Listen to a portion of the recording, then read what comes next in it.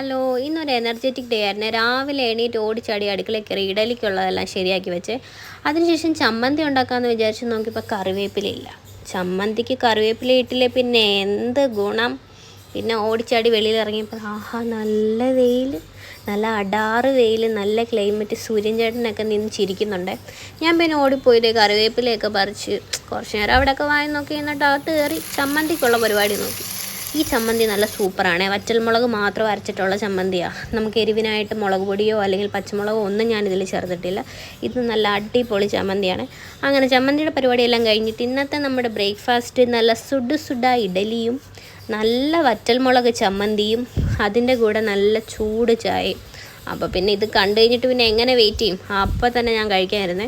എനിക്ക് താണ്ട് ഈ വറ്റൽമുളക് മാത്രം മതി കേട്ടോ ഇഡലി കഴിക്കാൻ വേണ്ടിയിട്ട്. എനിക്ക് ഭയങ്കര ഇഷ്ടമായി ഇങ്ങനെ കഴിക്കാൻ. അങ്ങനെ റൂമിൽ ചെന്നപ്പോൾ ഇവിടെ ഒരാൾ വേണ്ട ഉണർന്ന് കിടപ്പുണ്ട്.